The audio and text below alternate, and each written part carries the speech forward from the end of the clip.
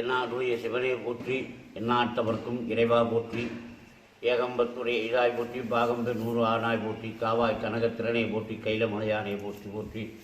சிவா திருச்சிற்றம்பலம். திருவருளும் குருவருளும் இருந்த வண்ணமாக எங்கெங்கே நாடுபடி எங்கும் பிரகாசமாய் சத்தத்துக்குள் சதா சிவம் காட்டி, சித்தத்துக்குள் சிவம் காட்டி, அணுவுக்கு அணுவாய் அப்பாலுக்கு அப்பாலாய் தன்னை நாடி வந்தவருக்கு ஓடி வந்து அருள்பாலிக்கின்ற ஸ்ரீ பார்வதி பரமேஸ்வரனுடைய ஆலயங்கள் பல உள்ளன. அவற்றிலே கொங்கு மண்டலம், கொங்கு பிரதேசம், பொன்னியின் மேல்கரையிலே இருந்து அருள்பாலித்து வருகின்ற ஸ்ரீமத் புஞ்சக்குடா நல்லி கிராமம் அருள்மிகு பாம்பேர் செல்வி அம்பிகா உடனமர் பாம்பலங்கார சுவாமி ஆலயம் பல ஆண்டுகளுக்கு முன்பாக சுயம்புலிங்கமாக இந்த இடத்திலே தேர்ந்தெடுக்கப்பட்டது. இந்த சுயம்புலிங்கம் அப்படிங்கிறது ஒருவருடைய பசுமாடாகப்பட்டது. சுவாமியினுடைய சிரசிலே தானாக பால் சுரந்த காரணத்தினாலும் அந்த சுவாமியை அந்த பசுமாடு தினமும் தன்னுடைய பாலை ஈஸ்வரனுக்கு அர்ப்பணித்ததாகவும், அதை அதனுடைய வர நமச்சிவாயம் என்று ஒரு நபர் அந்த இடத்திலே வந்து பார்க்கும்போது சுவாமி இடத்திலே கூறாக அந்த காலத்திலே சொல்லுவாங்க, சின்னமுள் என்று சொல்லக்கூடிய முள்ளினால் அடியிலே இருக்கப்பட்டு அதை தோண்டி எடுக்கும்போது சுவாமியினுடைய சிரசிலே கோடாலிப்பட்டு சுவாமியினுடைய தலை ஒரு பாகம் வெட்டுப்பட்டு இருக்கும். அப்பொழுது சுவாமியினுடைய சிரசிலிருந்து இரத்தம் ஆகப்பட்டபடி ஏற்பட்டது. அதனால் அதே இடத்திலே சர்ப்பம் அந்த இடத்தில் இருந்தால் அதுக்கு பாம்பலங்கார சுவாமி என்று தமிழிலும், கிரந்தத்திலே சர்ப்பாபரேஸ்வரரும் நாகேஸ்வரர் என்று பெயரும் தாந்தோடீஸ்வரர் என்று பெயரும் ஏற்படுத்தப்பட்டது. அன்று எனது தந்தை பையிலே இருந்த முத்துசாமி குருக்கள், பெரிய துரசாமி குருக்களெல்லாம் சிறப்பான முறையில் சுமாராக கும்பாவர்கள் நடைபெற்றது. அதைத் தொடர்ந்து கிராமத்தினுடைய பொதுமக்கள் அனைவரும் ஒன்று கூடி மன்மத வருஷம் தை மாதம் 7ஆம் நாள் ரேவதி நட்சத்திரம் திங்கட்கிழமை கூடிய சுபயோகத்தில் சிறப்பான முறையில் கும்பாவர்கள் நடைபெற்றது. அதைத் தொடர்ந்து 2017ஆம் ஆண்டு சிறப்பான முறையிலே சுமார் 2-3 கோடி அளவிலே கிராமமாக சென்று வசூல் செய்து சிறப்பான முறையில் கும்பாபிஷேகம் செய்யப்பட்டது.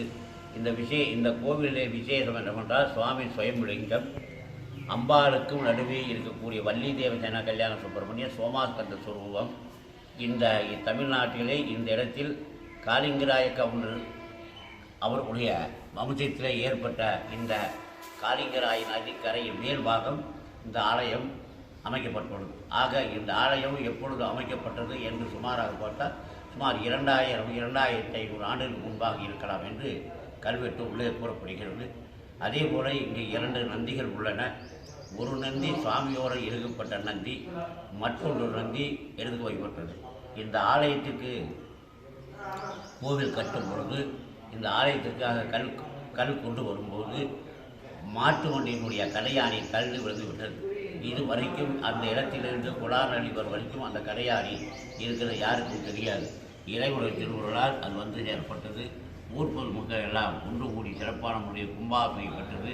வருஷந்தோறும் சிவராத்திரி நடைபெறுகிறது, திருவாதிரை நடைபெறுகிறது, மாதத்திலே 2 பிரதோஷங்கள் நடைபெறுகிறது.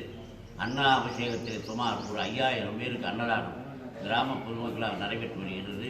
இந்த ஆலயத்தில் சிவாச்சாரியர்கள் 5 பேர் இருக்கும். 5 பேருக்கும் எந்த ஒரு எங்களுக்கு உதவிகள் கிடையாது, அரசாங்கத்தினால் கிடையாது. மற்றவர்கள் எங்களுடைய சேவார்த்திற்கு கூட சிறப்பான முறையில் பூஜை செய்து வருகின்றோம். சிறப்பான முறையிலே சுவாமிக்கு அபிஷேக ஆராதனை செய்கிறது. மற்றபடி இந்த ஆலயத்திற்கு நம்பிக்கையோடு வருகிற அனைவருக்கும் எங்களுடைய மங்கையத்தில் வெம்பிகாசமீன பாம்பலங்கார சுவாமி அருள் புரிந்து பல நிகழ்ச்சிகளை செய்திருக்கிறார். மாதத்தில் ஒரு தடவையோ அல்லது வருஷத்தில் ஒரு தடவையோ சுவாமி தன்னுடைய சுயரூபத்தை ஒவ்வொரு கலசத்திலோ அல்லது ஆலய முன்பாகவோ அவருடைய சர்வரூபத்தை காட்பார். சிறப்பான வருவர்கள் சில பேருக்கு தெரியும், சில பேருக்கு தெரியாது.